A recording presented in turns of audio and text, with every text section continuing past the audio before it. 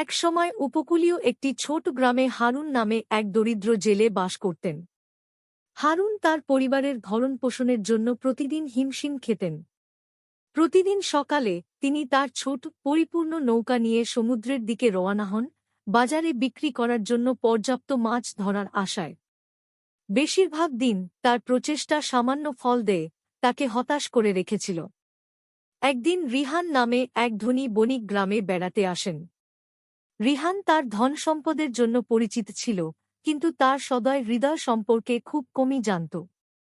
সমুদ্র সৈকতে হাঁটতে হাঁটতে তিনি লক্ষ্য করলেন হারুনের নৌকা তীরে ফিরে আসছে। হারুনকে ক্লান্ত লাগছিল এবং তার বহন করা জালটি হালকা মনে হয়েছিল। কৌতূহলী হয়ে রিহান তার কাছে গেল। আজকে তোমার ক্যাচ কেমন ছিল? তিনি জিজ্ঞাসা। হারুন দীর্ঘশ্বাস ফেলল। আমার পরিবারকে খাওয়ানোর জন্য সবেমাত্র যথেষ্ট, বিক্রি করা যাক। কিন্তু আমাকে চেষ্টা চালিয়ে যেতে হবে। রিহান হারুনের সংকল্পের প্রশংসা করল। কিছুক্ষণ চিন্তা করার পর তিনি বললেন, আপনি কি আমাকে আগামীকাল আপনার সাথে যোগ দিতে দেবেন? আমি আপনার চোখ দিয়ে সমুদ্র দেখতে চাই। বিভ্রান্ত হলেও হারুন রাজি হন। পরের দিন সকালে তারা একসাথে রওনা দিল। রিহান হারুনের দক্ষ হাত দেখল এবং তার সাগরের গল্প শুনল। কঠোর পরিশ্রম সত্ত্বেও মাছ ধরার প্রতি হারুনের অনুরাগ স্পষ্ট ছিল। দিন শেষ হতেই রিহান তার পরিকল্পনার কথা জানাল।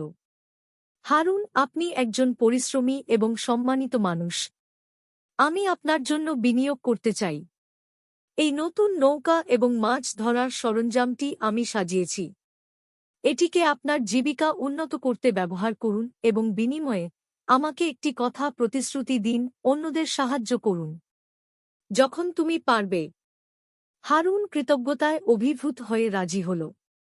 নতুন হাতিয়ারের সাহায্যে তার ক্যাচ প্রচুর পরিমাণে বেড়েছে এবং তিনি যুবক জেলেদের শিক্ষা দিয়ে এবং তার সম্পদ ভাগ করে তার গ্রামকে সমর্থন করতে শুরু করেছিলেন। অনেক বছর পর হারুনের উদারতা এবং রিহানের বুদ্ধিমত্তার জন্য গ্রামটি উন্নতি লাভ করে। উভয় পুরুষই দেখিয়েছিলেন যে দয়ার একটি একক কাজ জীবনকে পরিবর্তন করতে পারে, আশা এবং ঐক্যের উত্তরাধিকার রেখে যায়।